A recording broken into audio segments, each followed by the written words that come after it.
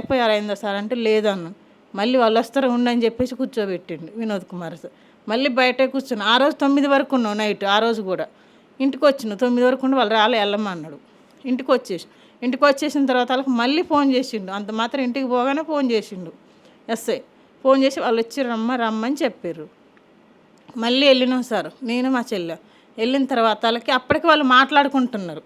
వాళ్ళు ఏం మాట్లాడుకున్నారో నాకు తెలియదు. బాబుని ఒక్కడ కూర్చోబెట్టి వాళ్ళంతా ఒక్కడున్నారు. ఫస్ట్ పోలీస్ స్టేషన్లో తీసుకెళ్ళిన తర్వాత 15 రోజు తీసుకెళ్లారు. ఆ రోజు ఏమైనా కొట్టారా మీ ముంగట? ఆ రోజు మా ముందు కొట్టలేదు సార్, మా ముందు కొట్టలేదు. ఆ రోజు కొట్టుకోకుండా మేము పోయే వరకే కొట్టారో తర్వాత కొట్టారో బాబుకు తెలుసు సార్. ఆయనకు అన్నం పెట్టేశాక కొట్టారంట.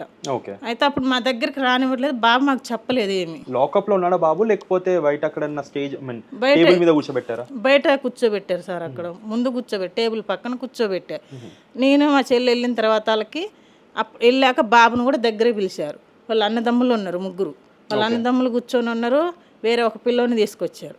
ఏది వీడియోలు తీసుకున్న పిల్లోడు అన్న కదా, ఆ పిల్లోడిని ఇప్పుడు ఇద్దరు తీసినప్పుడు ఇద్దరిని ఏంతో పాటు పంపించాలి. ఇద్దరిని పంపించకుండా, అబ్బాయి పేరు బాజీ. ఈ పిల్లోని తీసుకెళ్ళారు కదా, ఈ బాబుని తీసుకెళ్ళినప్పుడు ఆయన రాలేదు, వాళ్ళ తరపున అబద్ధ సాక్ష్యం చెప్పడానికి ఆ పిల్లోని మళ్ళీ వాళ్ళే తీసుకొచ్చారు సార్. వాళ్ళే తీసుకొచ్చే వరకు ఈయనకు నిలబెట్టి అడుగుతున్నాడు, ఎవరు అబ్దుల్ రెహమాన్, నువ్వు ఒప్పుకో, మా మిస్సెస్ దాన్ని ఒప్పుకో, నువ్వు నీ మీద ఎఫ్ఐఆర్ చేయను, ఇంకెంతమందికి షేర్ చేసినావో చెప్పు అని అడుగుతున్నాడు సార్. అంటే ఆ వీడియోలో వాళ్ళ వైఫ్ పడలేదు. ఇప్పుడు అబ్బాయి కూడా తీసినప్పుడు ఆ వీడియో సెల్ఫీలా తీసాడా, లేకపోతే మనకి ఫోటో తీస్తున్నట్టు వెనకాల నుంచి తీసాడా? ఫోటో తీస్తున్నాడు కదా సార్. ఆయన వైఫై కోసం ఫోన్ పైకి లేపాడంట.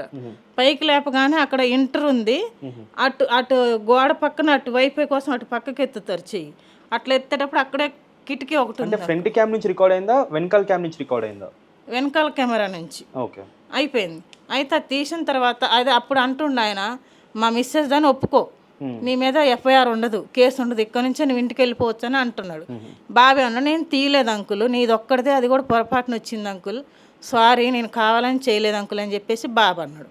అన్న తర్వాత కూడా లేదు, నువ్వు ఒప్పుకుంటే నీ ఫ్యూచర్ బాగుంటుంది, నిన్ను వదిలేస్తాం అని చెప్పేసి అన్నాడు. అన్నా కానీ బాబు ఒప్పుకోలేదు సార్, ఒప్పుకోలే. మళ్ళీ తర్వాత నన్ను కిందికి వెళ్ళమన్నారు. నేను కిందికి వెళ్ళిపోయాక వాళ్ళని అక్కడ మాట్లాడినాక ఎస్ఐ వాళ్ళ అన్నదమ్ములు అందరూ కలిసి సేకాడికి రూమ్లోకి వెళ్తున్నారు, బయటకు వస్తున్నారు. నన్ను పిలవట్లేదు సార్.